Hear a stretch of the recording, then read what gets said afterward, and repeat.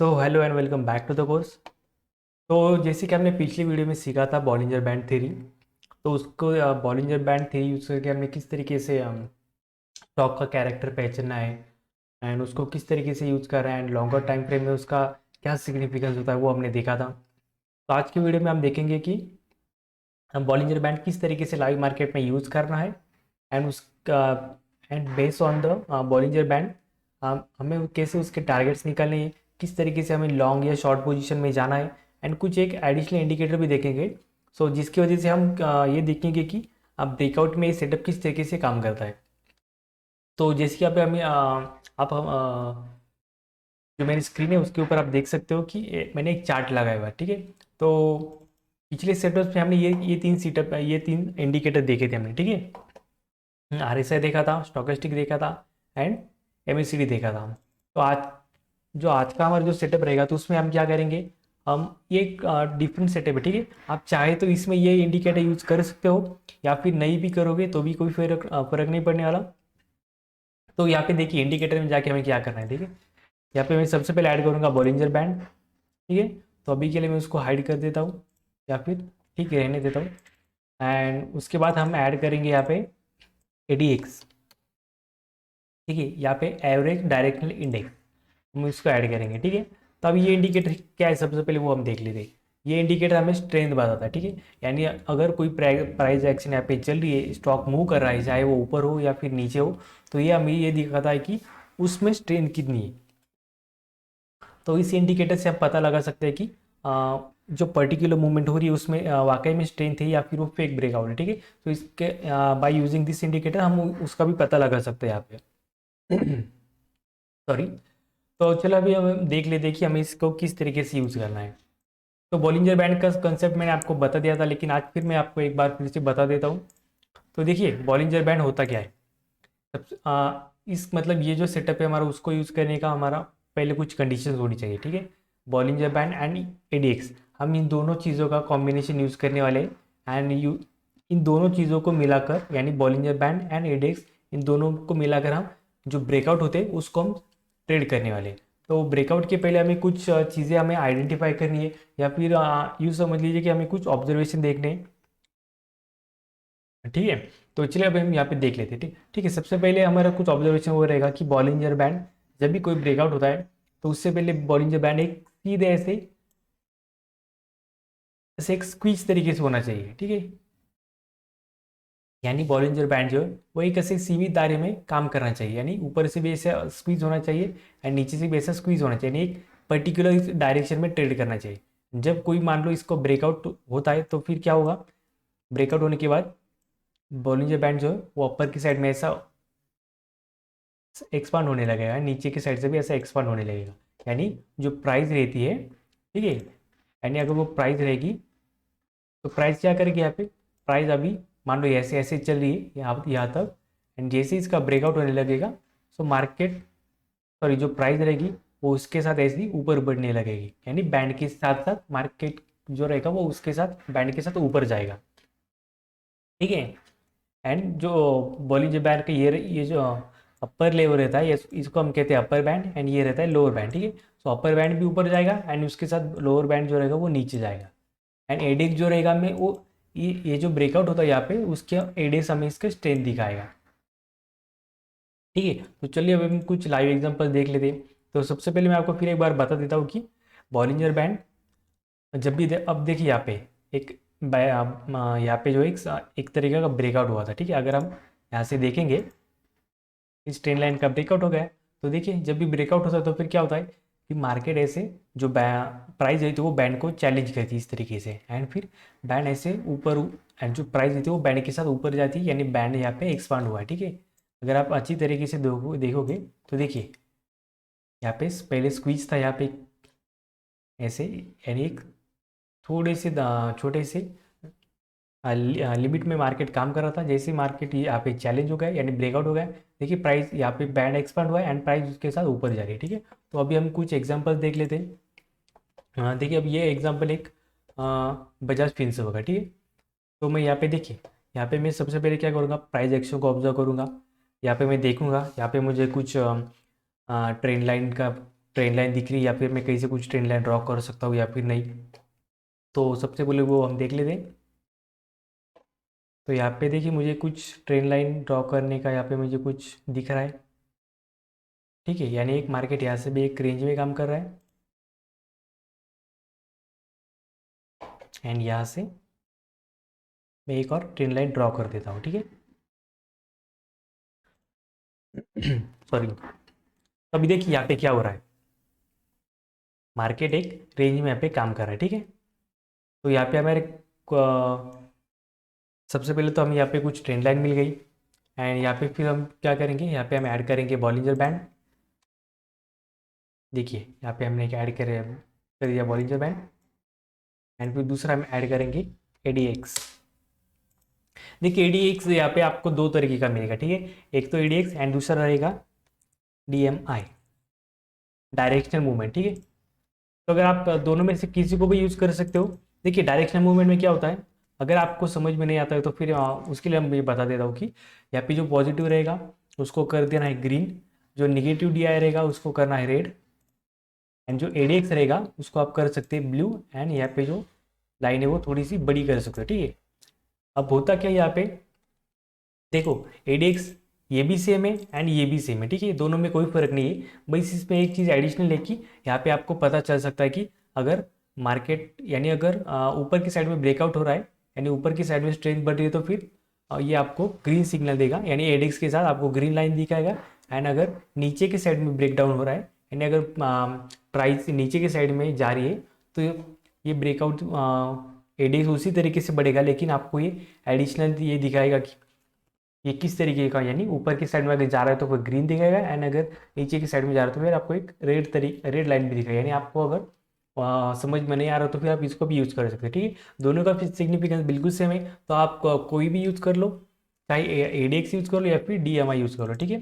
तो मैं यहाँ पे ADX यूज़ कर रहा हूँ, आप चाहे तो इसको भी यूज़ कर सकते हो, आपको दोनों में कोई फ़र्क नहीं है। तो अभी देखिए मैंने यहाँ पे कुछ ट्रेंड लाइन ड्रॉ कर दी है, एंड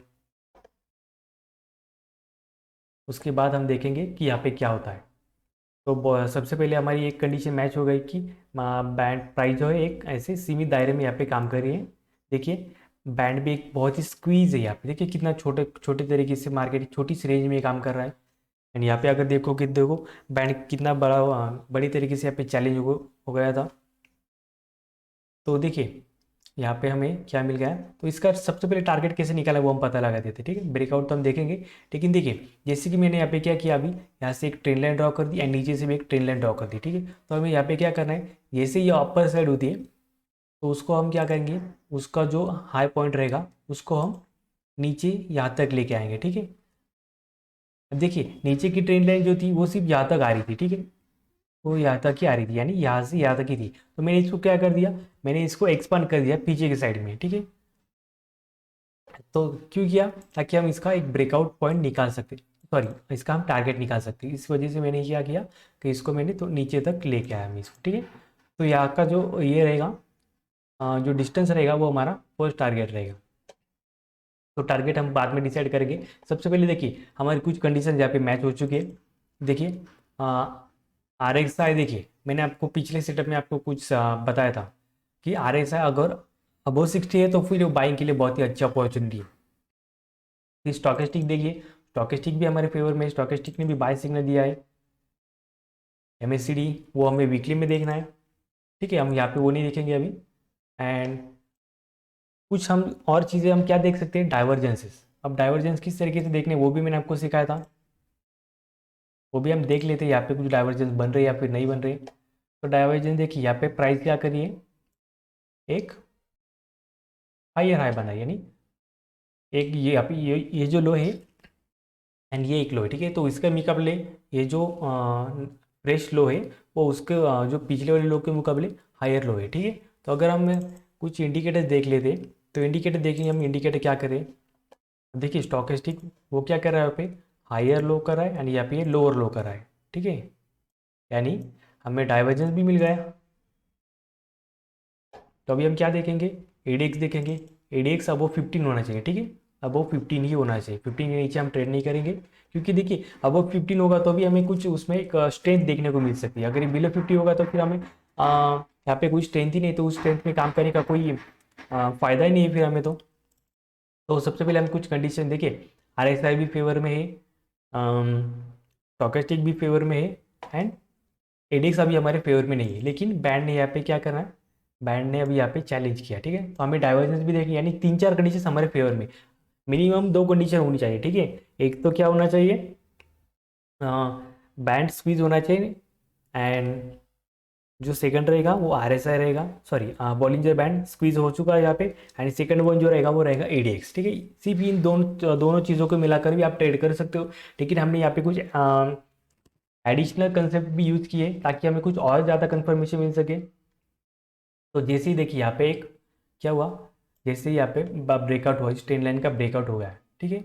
जब इस स्ट्रेन लाइन का जो ब्रेकआउट होगा, अगर उसका फॉलो आता है, ठीक है, यहाँ पे एक ग्रीन कैंडल बनी, लेकिन इस ग्रीन कैंडल का अगर हाई जाता है तो हम वहाँ पे ट्रेड ले सकते हैं। यानी इस कंडीशन में हमारा स्टॉप लॉस क्या रहेगा, एग्रेसिव जो ट्रेडर रहेंगे वो क्या करेंगे, इसके नीचे लगा देंगे।